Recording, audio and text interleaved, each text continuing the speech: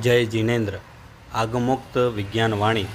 परम पूज्य वैज्ञानिक धर्माचार्य श्री कनकनंदी जी गुरुदेव ने भारत के चंद्रयान 3 की सफल लैंडिंग पर सभी वैज्ञानिकों को बधाई एवं शुभाशीष देते हुए कहा कि वे आगे भी अपने मिशन में इसी प्रकार सफल बने।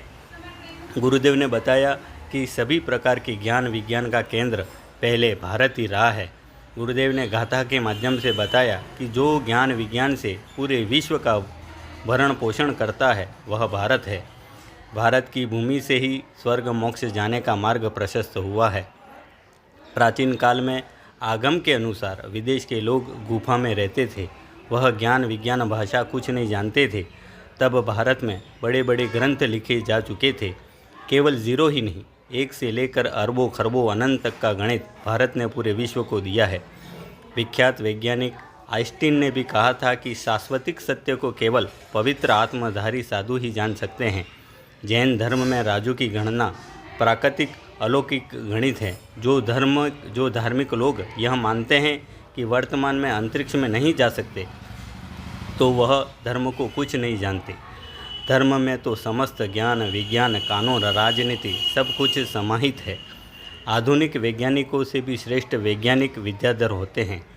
जब भगवान का जन्म कल्याण होता है तब स्वर्ग के देव इंद्र आदि बालक तीर्थंकर को लेकर सुमेरु पर्वत पर पांडुक शिला पर अभिषेक करने के लिए ले जाते हैं। तो उसमें वर्णन आया है कि इंद्र मुनि तीर्थंकर सभी ग्रह नक्षत्रों को क्रम से उल्लंघन करके पृथ्वी पटल का उल्लंघन करते हैं।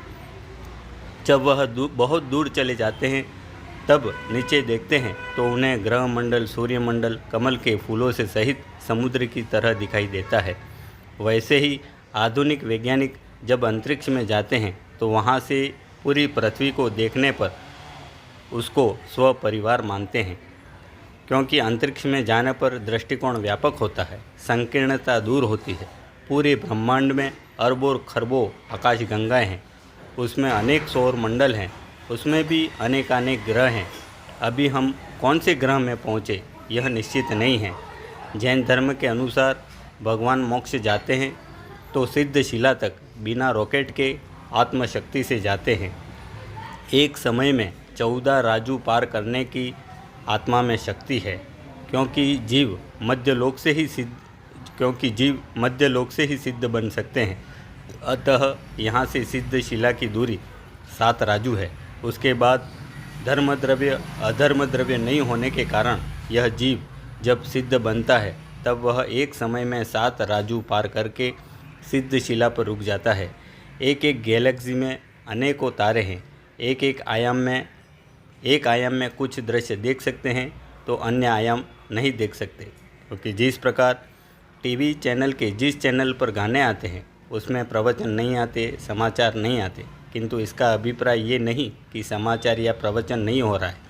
हमें जो दृश्य नहीं दिख रहा वह नहीं है, ऐसा नहीं हो सकता। वो हो भी सकता है और नहीं भी। हमारे प्राचीन आगम में रिद्धियों का वर्णन, समुद्घात का वर्णन भी इसी प्रकार है। हनुमान जी के विभिन्न रूप, हनुमान जी जहाँ होते हैं वहाँ नहीं दिखते, कभी सूक्ष्म बन जाते, कभी विशाल बन जाते।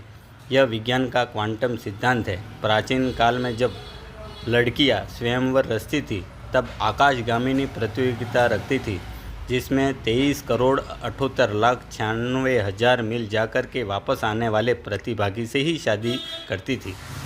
वह कुछ घंटे में ही इतनी दूरी को तय कर लेते थे। इससे यह सिद्ध होता है कि प्राचीन काल में भी द्रुतगामी विमान थे। रावण के पास भी पुष्पक विमान था जो मन की गति से चलित होता था। हमारी ब्रेन में इतना पावर नहीं है कि वह संपूर्ण जगत के ज्ञान को जान सके। यह तो केवल सर्वज्ञ भगवान के अपने अतीन्द्रिय ज्ञान से ही जान सकते हैं।